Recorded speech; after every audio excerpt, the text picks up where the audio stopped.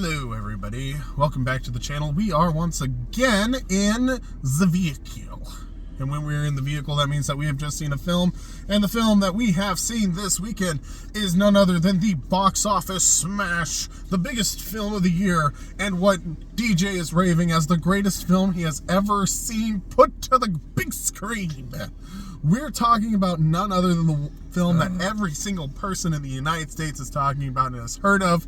We're talking about Vindicta. Haven't heard of it? That's because nobody has. Vindicta was released to digital platforms, and very, very few, like a very small amount of theaters in the US actually decided to pick it up. Our theater is one of those theaters. So we decided, since there was nothing else that really came out that we were like dying to see, that we would give this film, Vindicta, a chance. And let's see. DJ, was this film worth the chance on a scale of 1 to 10? Being 10 being, I will buy this film in multiple copies for my friends. It is becoming the new gospel.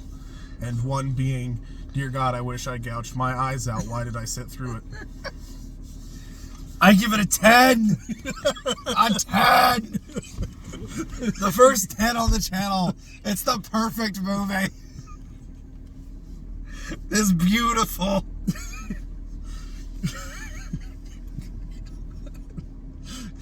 Oh my gosh. In all reality, though, what is your actual rating of this film? Oh, I keep fluctuating between a 5 and a 6, and I'll say why. Maybe I'll give a better answer when I get towards the end. Okay. The film is watchable. It's not garbage. It's not horrible. It's just the problem with it is it's typical like B movie fashion where a lot of B movies tend to do better if they lean into their silliness, because there's a lot of stuff in what you consider a B movie that hits hard. The dialogue is a big one. That one suffers from that. Oh my word. It suffers from the real life isn't real trope really bad, which is what a lot of B movies suffer from. Is the dialogue is a little too realistic. It's broken. It doesn't make sense all the time. It's jumbled. Real life dialogue is like that. If you're just talking in real life, people interrupt each other. There's random moments where people will stop doing something. A greatest example of this would be like if you're having a conversation and then you just stop talking and go to look at something. That's something people do in real life. It doesn't work in film. It's distracting and confusing. Yeah. And it does it a lot. There's a lot of this where dialogue trails off. Set pieces, like an actor will just look at a set piece and just stare at it. And there's a lot of moments where people react in a way that actually makes a little too much. It's hard to explain, but it almost makes it's too realistic in the way people would act about things. It feels off-putting in a film. Very off-putting in a film. When you do that, when your dialogue is too close to real life dialogue, when your acting is too much close to real life acting, and then on top of that, the plot's jumbled. There's a lot of weird moments in it where it feels like it's going somewhere and then it just kind of stops dead. Not even like it's trying to pause for effect. It just kind of, it's like you forgot where you put your keys and then you remember and the movie starts continuing on again like it's fine. It's just a lot of that, and that it hits it hard. But I still give it above a middle because I found it fun. Like in the premise is really, I really like the premise. The premise is the good. premise and the setting are really, really interesting. It's something I've never really seen a film do, is a horror thriller in the environment that it was set in. It was really interesting. That was actually really fun, and that kept me involved. And the main character is not cardboardy. Like, she actually does a decent job of keeping you invested in her. Not an amazing acting job, but she does well, and she carries it well enough that you can follow her. So I found it pretty fun. What about you? I think I'll give it a 6. It's a 10. See, John, right. You agree. It's a 10. It's a perfect movie. So I'm going to retire from watching films and reviewing them from now on. If this one was actually meant on purpose to be a satire, I'd actually give it a higher score. Yeah. Because then it would be kind of silly. But it is meant to be serious, and so that actually kind of works as a detriment. I give this one probably a 3. Oof. I'll bump it up to a 4 though, just because it's an independent film. It was meant for digital release. It's not a theatrical film. I'll give it a 4. Just I don't know if that really counts. I've seen plenty of stuff on like made for TV. I've seen great like digital content and immediately to be released like on streaming platforms content that's really good. This film is very clearly a lower budget. It's not really meant for the scrutiny of the big screen, because some things like are glaringly apparent when you put it on a huge screen. I'm trying to be nice to this film just because like they put in an effort to the film. It has a cooler premise than a lot of films that we see in theaters anymore. It's a fairly original idea. You're right, there's not a lot of these like real world kind of things that are going on and then they put a plot in addition to it. That's interesting. And the characters they usually just like take it straight up and make it like a documentary or a historical film. They don't usually place something else in it. Yeah. The reason that it doesn't go above a 5 though for me though is because just rating it, like going through like a critic, the cinematography has some good shots in it. Sometimes it's not so great, but the cinematography is probably the most solid part of the film. There's some good shots. The acting is bad. The direction is bad. The story is bad, and the dialogue is awful. Yep. So that's why I can't make it above a 5, because just looking at it just from a critical standpoint and how we've rated all the other films that we've seen this year, it doesn't compete. Like, I gave Strays a 3. It had good dialogue. I gave The Machine a 2, and The Machine had decent actors in it. So it's like this film had some good cinematography, but it still had issues with it. My biggest thing with the cinematography was just continuity. It's basic continuity. That's not something that you should be flopping on, and this film has a very hard time with it. Yeah, it does. Which is bad, and it's easy continuity. It's not even just like it makes sense that they messed it up. It's something that's easy to fix and remedy, and they don't do it. It was actually bad enough. I thought maybe it might have been on purpose, which is fine, except for it doesn't make it clear that it's on purpose. Well, and there's no reason that a lot of the issues that they had would make sense. Like, that's my point. Yeah. None of them do anything for the film. Exactly. If it was done on purpose, then it was a bad idea. Yeah. But I think it wasn't done on purpose. It was just a failure on the part of the editors, the director, and the design team. So yes, 4 for its effort, but overall it's about a 3. I got about as much enjoyment out of it as I did Strays. So I actually had a good time with it. Well, let's open it up to spoilers and let's talk about some more things and specifics. So spoilers. I cannot believe that once the killer is finally put down and the final girl is standing over him, she unmasks him, and beneath the mask was none other than Jason from Friday the 13th. And then she killed him again. Beheaded him, and as his head rolled out of the hockey mask, it was actually Michael Myers all along. And then when he returned once again, disembodied but still with his head, and it was unmasked again, it was Freddy Krueger. Oh gosh. It's amazing. Okay, so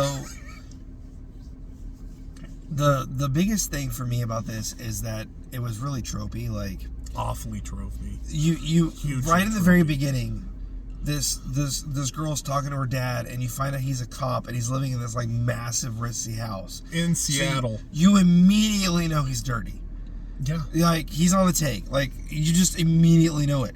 There's no... It's like, well, he's dirty. Like, it was, like, the easiest thing in the world to pull off. Yeah, because you literally, like, you see the mansion. You straight up were just like, that is really, really huge for just a standard beat cop. And immediately it was like, he's on the take. Yeah. He's not a good cop. Yeah. He's a bad guy. Like, you just know so fast. Immediately. It's like, he is so dirty, it's insane how easily it is to tell he's dirty. And you're like, how did no one else notice? Because everybody else is also dirty. Well, how did the daughter not notice? How did the daughter go, oh, we used to live in Chinatown with my mom, and we were poor? So that's part of my problem of real life being real. Yeah. Real life people easily miss things like that. Because they don't want to believe, they don't consider it. My dad's a good guy. He took care of us. I don't even think about there are people out there that are smart people that will miss obvious signs like that because they're either not looking or they don't want to know. They just let it go. But in a movie that doesn't square up. In film, you have to give reasons for stuff because people will pick it apart. In a movie, you have perfect hindsight. In a movie, you're seeing everything play out outside of what the character can see. So we're kind of God's viewing it. So we're sitting there going, you're dumb, you're an idiot, you missed this, why didn't you? He's about to kill you, you're an idiot. And so in order to make it work, you have to give reasons for the character's failures. Well, and the other thing, though, is that, DJ, you're like, yeah, like, it's kind of real life, but even in real life, like, let's be honest, like, most corrupt cops, they get a nicer looking car. They move to the slightly nicer neighborhood. This is a beat cop who went from living in Chinatown. Actually, I think he was a detective because he was he was in a suit, not a uniform, when he went to do the drugs. He was retired. But it's still, like, even if you made detective, like, it's still a guy who went from dirt poor in the China shop, single dad raising a daughter, to living in a mansion off of a private lake in Seattle, Washington. Yes, I know. But like I said, people will blind themselves to that stuff. Somebody would have looked.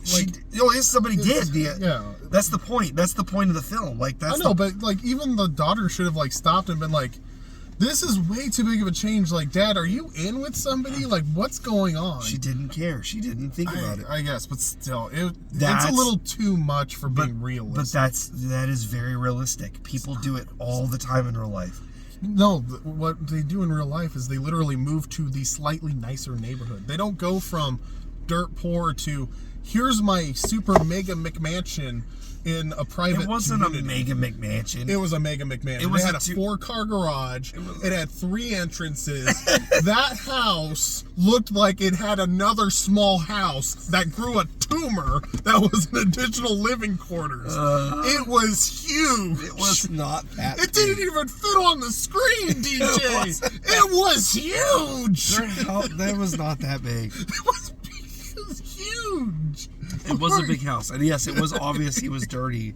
Like, as soon as you see it, but she's his daughter, and she thought that she was raised by him, so she's like got a perfect view of him. She even says when they move, she's like, yeah, she says that like he worked real hard and saved up and got us out of there. Like, she just assumed, and you can definitely make that work. It's just you have to suspend your disbelief to do it, and she did. That's the problem with a film like this. Is I'll give you another great example of why this works this way. This is exactly what Lucas did in the prequel films with Anakin and Padme, where they're falling in love, and he like murders people, and she's like a politician, a smart woman, and she still falls for him, and everybody around me is like, you're an idiot. So why she would never do that? I was like, except for real people in real life do this all the time. They marry and fall in love with bad people. You get DAs and cops that marry serial killers, and like, I can change them. Like, this is a thing people do. It's a real life thing. Really successful people will fall for really bad people. But it doesn't work in film because you can see it happening and you tear it apart. There's a reason you avoid certain things in film. Because when you put it to scrutiny, it doesn't hold up. Can it happen? Yes. But in film, this kind of stuff doesn't fly. You have to give better reasoning for stuff. Like there's easy ways to do it. Like she suspected something, but she put it all aside. You just give the reason. You just have to show. Sometimes you have to show a little bit, because then you're like, okay, I know the specific reason. But when you leave it open to chance, she just looks like an idiot. Well, I mean, an even easier explanation could have been, yes, he was saving up money and he was doing all these things for a long time, and then my grandfather died. Yeah. That would have made more sense. I would have been like, okay, yeah, you can forgive it. Like, people don't realize how rich their grandparents are. I never realized, like... Well, and she may have just assumed it came from him, but then he goes, I'm sorry, I lied to you. A grandfather had nothing. I got it from this. Yeah. Like that. Yes, exactly. That's, in a lot of films, that's what you do. You do a little bit of exposition to help the audience buy into it, because the suspension of disbelief isn't on the person. People get the wolves pulled over their eyes all the time. Yeah. The audience has to be told a little bit how that happened to them, because otherwise you're going to jump to the biggest conclusion. They're an idiot. And you did. You jumped past any legitimate reasoning and went, that makes no sense. My brain goes into 1,000 ways how it could work immediately, but most people immediately just take the easy road out and go, that's dumb. That doesn't make any sense. And that's the problem. You have to give a little bit more explanation. This film fails at it constantly, and it's not just that one. It's like the backstory of the different characters. It makes it clear the dad's dirty right off the bat, but like all the other dirty people are like the 15-year on the force EMT guy. He had seemed like no motive at all. Why is he involved? That's true. Like he was the most. The inspector makes sense. The head of the fire chief makes sense. These are the guys the head of everything. Yeah. They're all covering up for this stuff. I get it. Like the fire chief was like, this makes sense that those guys would be involved, but just the regular EMT guy just happened to be in the wrong place at the wrong time. There's a lot of that where it just. But then that leads into things like you actually think about this film just a little bit more than you should. And you're like, okay, so let me get this straight. He's in the part of town that both the corrupt guy in the EMT and the daughter of his arch nemesis also are in the same exact ambulance at the same exact time, and put them in a circumstance where they have to call in the police chief for assistance, and the police chief comes in for assistance. So now you have all of your targets. Well, John, that was all the actors they could afford, so they had to do it that way. Yeah, and the only set that they could afford is the one street block. I know, that's over and over again. The thing that was the most interesting was actually the villain. Yeah, the villain was interesting. The villain was actually, I think, spot on. I like the villain. The villain is perfect. He shows up. The voice, the motivation. He's very mocking. He's not like it's not like some of the other villains you see where they're just doing the thing. Like, he mocks them. He cuts the guy's head off and he plays with it. The very beginning, you see what he's like. Really he cuts the guy's head off and he shows his head and he goes, "How are you okay?" And he's like, "Yes, I'm okay." And then throws the head. He doesn't say yes, I'm okay. He just, Yeah. It's it's clever. Yeah. He just literally has the head and he's does imitating him. Yeah. So you're like, oh, that's stupid. But then he immediately gives himself away. So you're thinking oh, he's trying to imitate. That's silly. But then you realize, no, he's just taunting. He thinks it's a game to him. This is hilarious. This is fun. It's a lot like Jigsaw, where it's manipulative, but he's way more playful than Jigsaw. Jigsaw is very vindictive. The playfulness is a ploy. In this one, he's just toying with you in psychological sense. And it's every single one of them. He's toying with them constantly. And he appears all the time, too. That's the other thing. He doesn't just appear on opportunity. He's in every scene he shows up. He's always there, always watching, persistently around. Just everywhere you look, he's there. There. And just constantly toying with them. And then when he finally gets caught, you think he's gone, and then he just keeps coming back. Then it starts to turn into the Jason or the Mike Myers, where they're just invincible. Well, I don't mind it so much because it gives them a different feel than those characters up to that point before it does that. He's got a similar type of motive as Jason, same kind of backstory as Freddy. Yes. And he's also literally Michael Myers. Yes. He is a huge trope in and of himself. He's fun. But the way that they use him is unique. Yeah. I get that his they basically just copied a bunch of other characters to make a unique character that stands out a little bit. Yeah. That's what I found interesting, because in all the, like, Mike Myers, well, at least the early ones, he's not always present. You don't know where he's at. And then towards the end of the film, he becomes omnipresent. Same thing with Jason. At first, it's just a fear factor thing. And this one, he shows up immediately. And immediately shows his hand. And he's just taunting them. And he's taunting them right off the bat. And he's constantly around. Which, some of the later of the Jason Halloween movies do that a little bit. But I don't think I've ever seen a horror film that does it quite like this, where it's just an omnipresent villain. Well, Scream, actually, probably the... Kind of, but, Ghostface isn't really, like, omnipresent. He just kind of shows up at the least opportune time for the heroes. And he knows an awful lot. But at the same time, Scream's also more grounded than this film. Because in Scream, the killers are always just people that they know. Yeah. So this one, the biggest issue with this one is it just doesn't know what it wants to be. It's a little disjointed. It would have greatly benefited from grounding it into a theme. Yeah. If they stuck to the killer theme, because they keep moving away from it to like corruption and stuff, which is interesting. Like his backstory is interesting. I think that's interesting. What actually sinks the film is the poor acting and direction when it comes to everybody else when they're not interacting with him. The movie's entertaining whenever the villain's on the screen. As soon as he's gone, nothing is fun to watch anymore. It's true. It's very bland. It's a lot of exposition, and the dialogue, like we're not just joking here. The dialogue is atrocious in this film. It's really bad. I think at one point I literally just turned to you and was like, is this AI generated? Because it wasn't human. Like, the way that they were talking was not human. It was like, hello, greetings, daughter dearest. I have made you the pancakes of which your mother made, which you did doused in joy.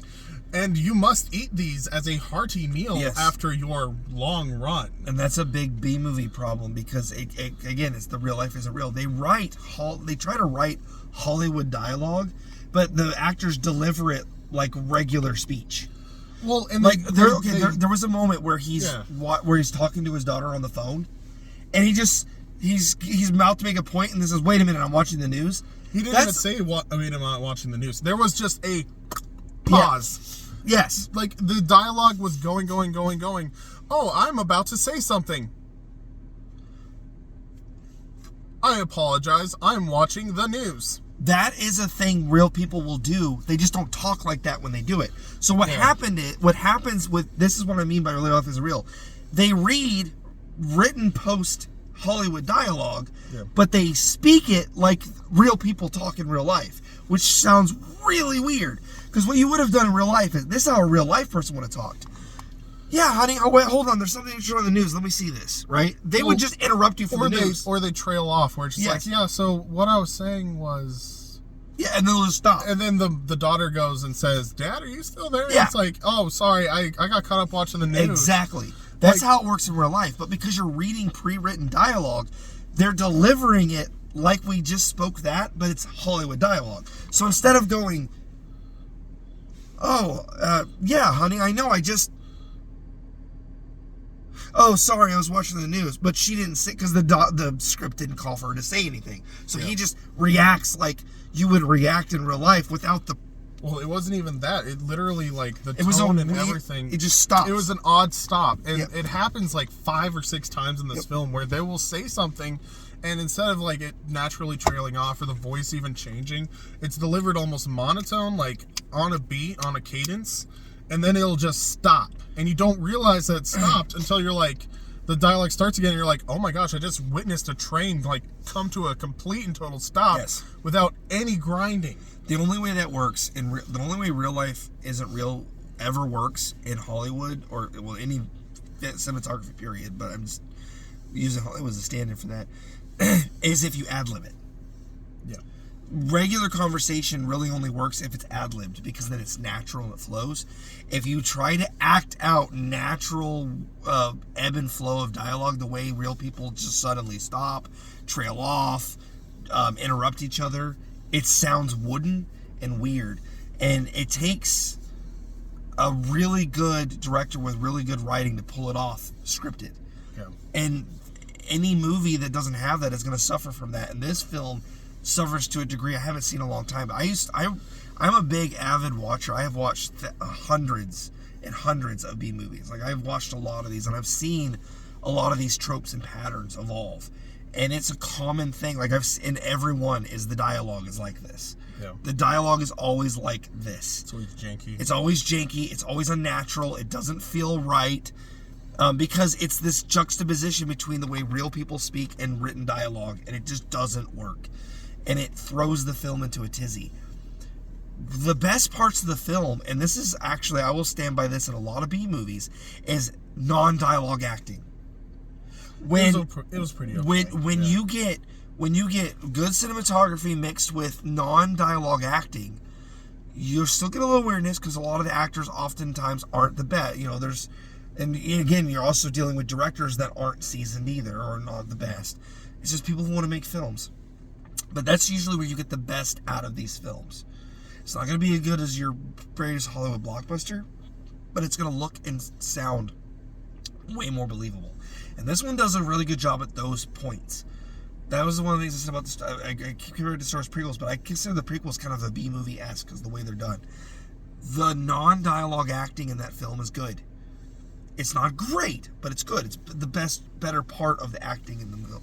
This was the same thing. Whenever the villain is on screen with the main or some of the others, the reactions and the acting are generally pretty good. There's some weirdness, like the guy getting his heart pulled out, the guy on fire, and it's believable up until he starts to burn himself, and he's like, like Frankenstein on fire from the Frankenstein film. It wasn't even like that. No, like literally, it's like when the guy robotic and weird. He climbs out of the sunroof. And he's literally like CGI flames. Yeah, it's bad. But the tension buildup between the tension buildup was good. The tension buildup was good. It was only ruined by the bad acting, and that's the problem. There's several points where the tension should be higher, but there's a comedic death, and the heart coming out is one. The heart comes out and you're just laughing. Like, we laughed in the theater. That was meant to be a serious moment, but it was just hilarious because it was so unrealistically it reminds me of the Renfield, like the over-the-top blood and gore. Yeah. It's meant to be humorous and silly and exaggerated. In a serious film like this, when you exaggerate the gore, it takes you out of the film. Yeah. It needs to be more... You want the gore to be more realistic because it ups the fear and the drama. When you over-gore it, you just laugh because it's so silly. The suspension of disbelief is gone, and you're pulled out of the film. Yeah. No, and the thing is that it's like... Over-the-top gore can work in a lot of ways, even in like a serious film. Like, they do a relatively good job in a lot of different films that have this gore element. It's just... It got over the top in the wrong places. But some of the issues that are just with this film is like...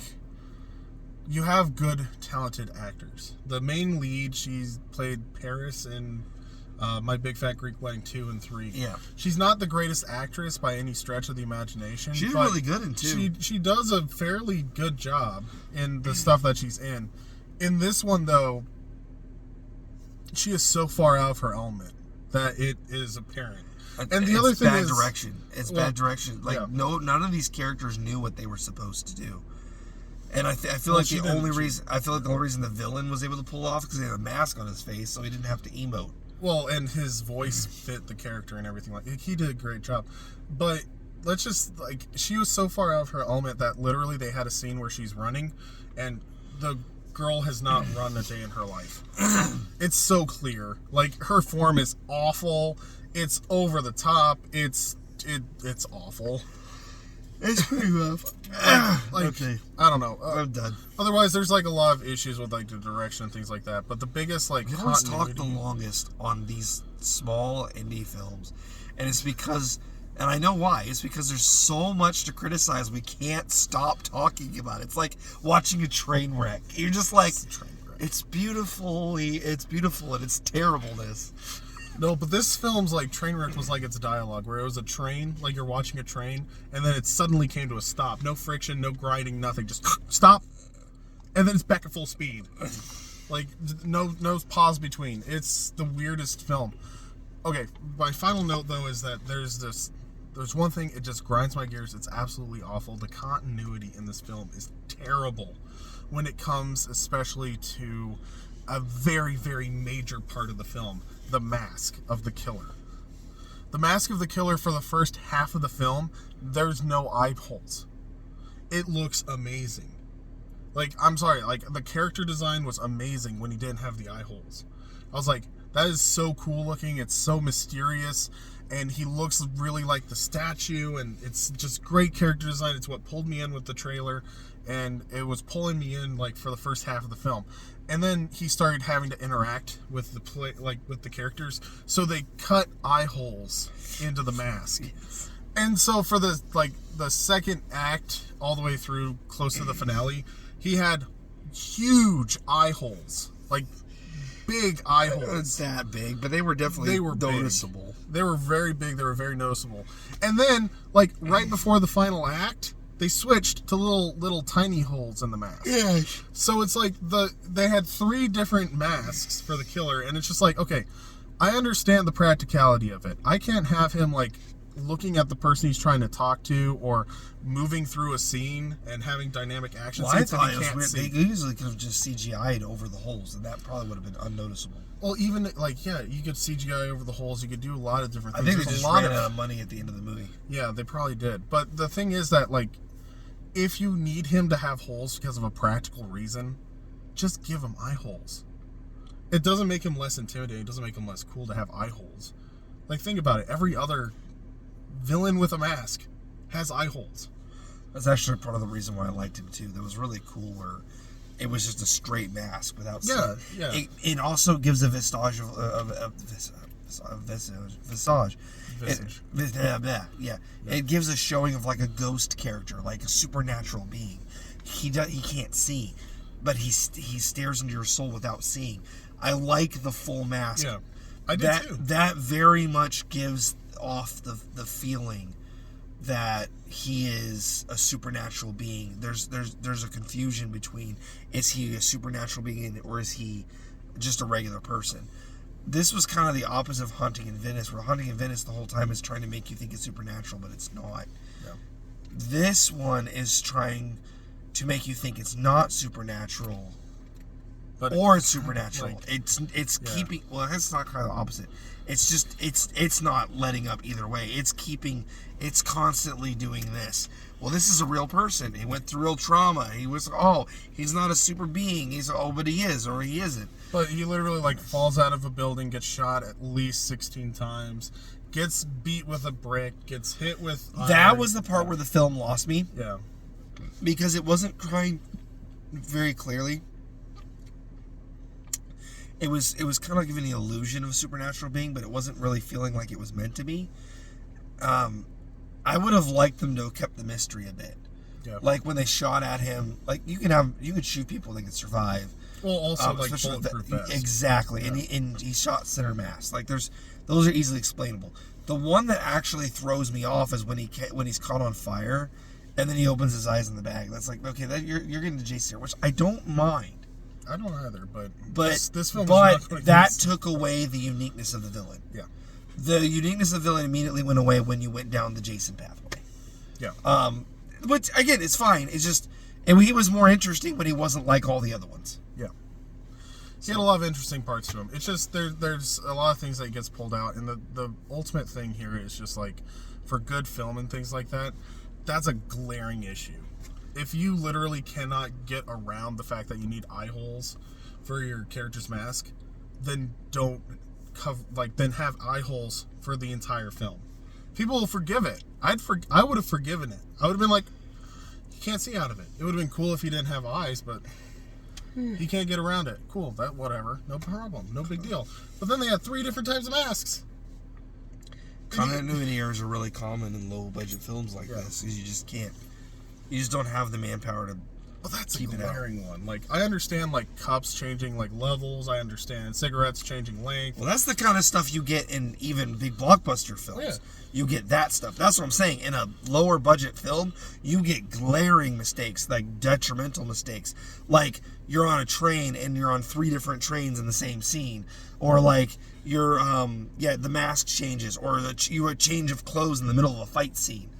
There's a reason why in the new Star Wars films, people got really angry about the connectivity of the lightsaber positioning and the weapons that people had. Because in a big budget film like that, little mistakes like that are not little. They're glaring. Right. And the studio threw a fit and attacked the audience and the fans for being too picky. And I'm like, no, I'm with them on this. When you spend that much money on a film, you can have a background character mess up like that, but not the main fight scene. It's glaring. That is a B-movie mistake. And that's why they hit them for it. In a movie like this, you kind of expect things like that to happen. But if your film is continually stable and entertaining enough, people will overlook it anyway. But you got to be careful. Something as big as the killer's face, though, is... That's too big of a continuity. That is a big continuity error. Yeah. Like I said, it plagues B films. This one unfortunately faced it too, and it would have been a lot better had they not. Yeah, little things like that will hurt a film like this because it's already hanging on a thread. So every little thing just piles on. Anyway, speaking of piling on, pile up those likes on this video. If you haven't already, please. 40-minute review video. 40-minute review.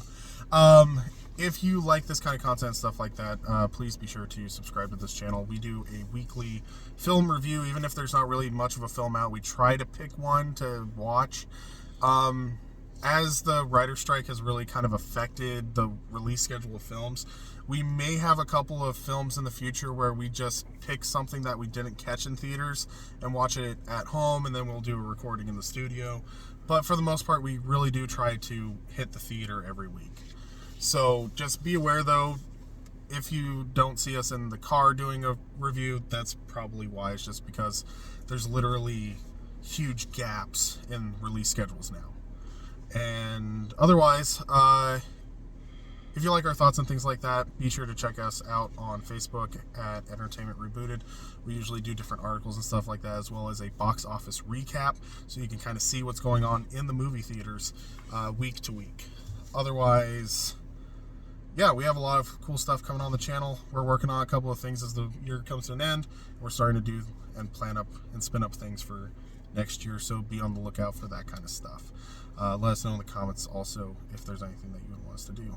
I think I've gone on long enough, so we'll see you guys in the next video. Thanks for watching.